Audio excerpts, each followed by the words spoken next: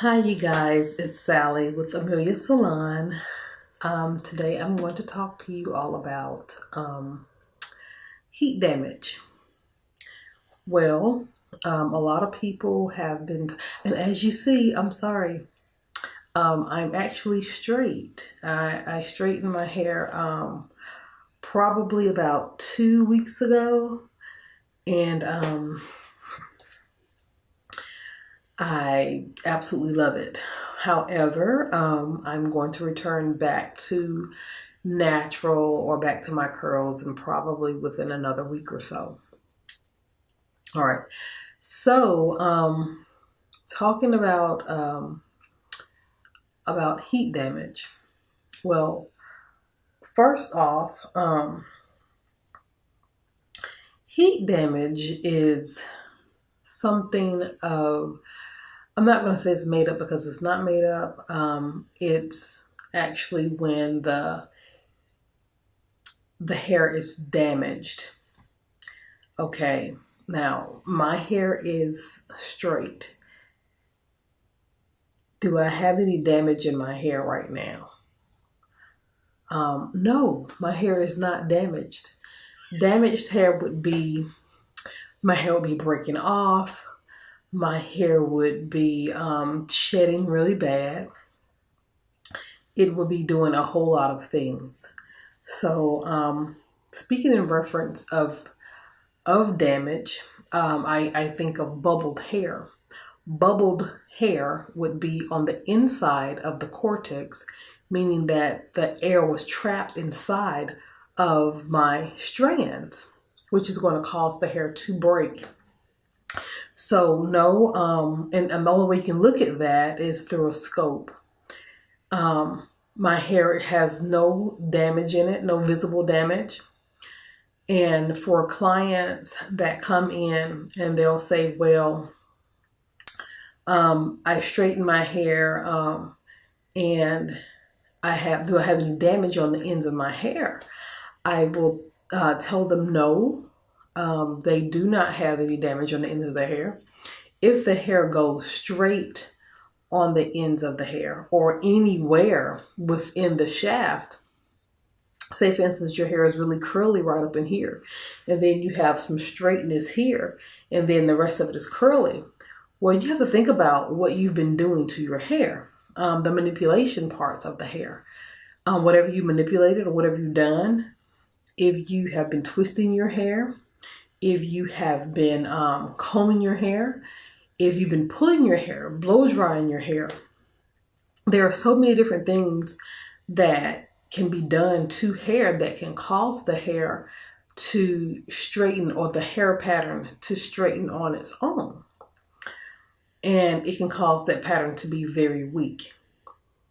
So when the hair is weak, or those particular strands, when they're weak, they're going to go straight and they're going to stay straight a lot faster than the hair that has a more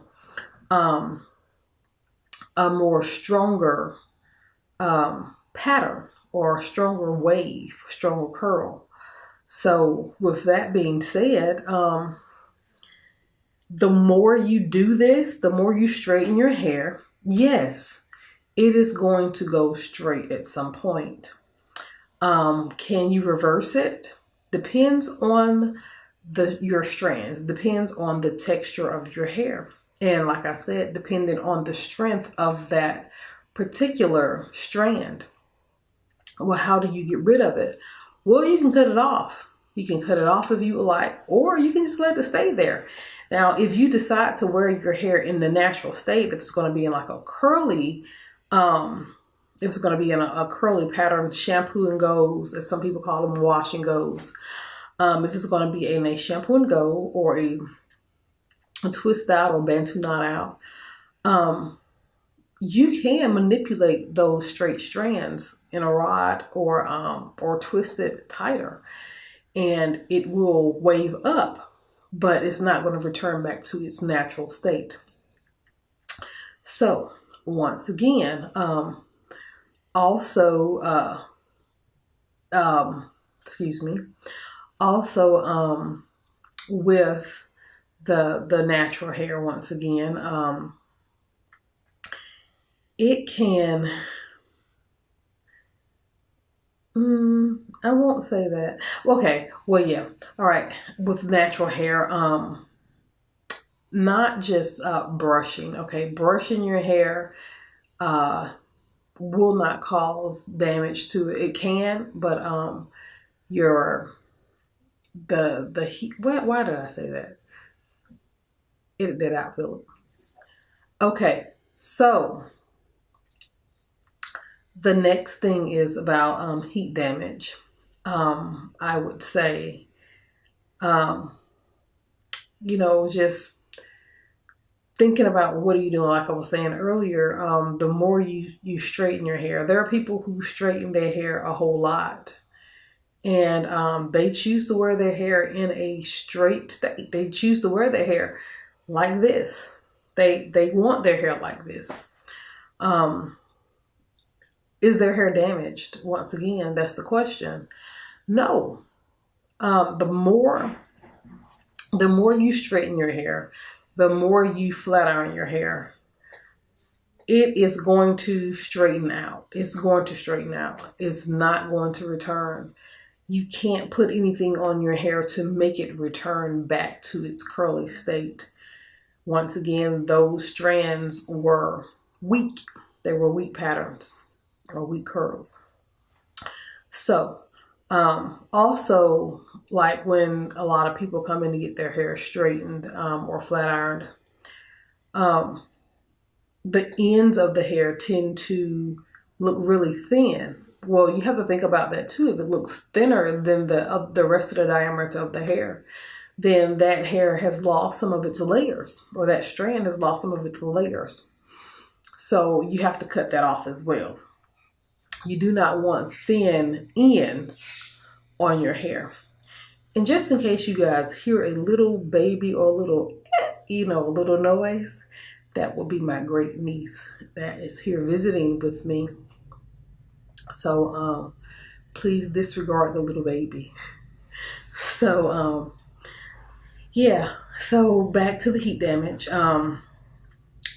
Why do they call it heat damage? Like I said, someone came up with that and said that it was damage. And it really was not damaged. And like I said, what is damaged hair? Damaged hair is going to be hair that is brittle. It's going to be hair that is breaking off, hair that is shedding off. That is going to be damaged hair. It can even be color treated damaged hair. It can be relaxed, over processed hair. That would be considered damaged hair. I back that up and say about brittle hair. That's not damage. You can actually do things to cause, to make your hair not brittle anymore. So once again, damage. Stop calling it damaged or heat damaged hair, because it's not that. Once you learn about damage, which I wish I had a picture to show you guys about the bubbled hair. Or actually Google it. Google bubbled hair. BUBBLEDHAIR. Google bubbled hair. And it's going to show you a picture of a knot. It's going to show you a picture of bubbles inside of the strand. And how do you get that? Well, a long time ago, not that's a long time ago, so a long time ago, they used to use pressing oil. They would get oil like this, or cream press. They would get it and they would literally put it on the hair. And once they put it on the hair, they would get the pressing comb and they would, pretty much comb through the hair. Of course, I'm old enough to remember. A lot of people are not, millennials are not old enough to remember this, but I remember hearing that shh is a sizzle, and we would jump and do all this and holding our ears. and praying that our parents would not, or the stylists would not burn our ears or just burn us. And it would just be popping and frying. So that can cause bubbled hair, because what happens is the heat from the flat iron, or the heat from the pressing comb, is going to open up our cuticles. Our cuticles, once again, it reacts to heat and cold. So the cuticles open up.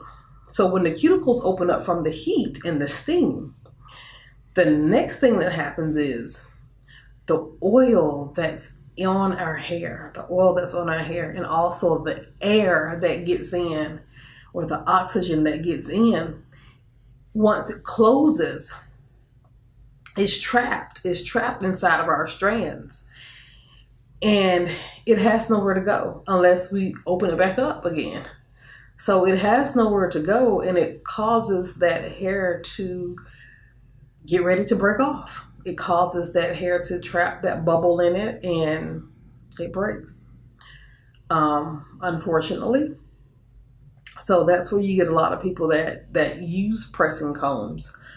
If they do not know how to monitor the temperature on the pressing combs, they can cause a lot of damage.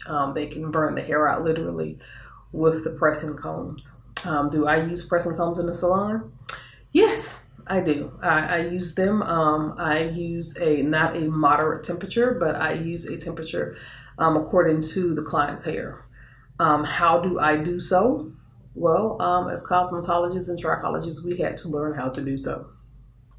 How to use those. I use them on my older clients that are not familiar with flat irons. They do not like flat irons. And I particularly think that flat irons, in the comparison of a flat iron and a straightening comb,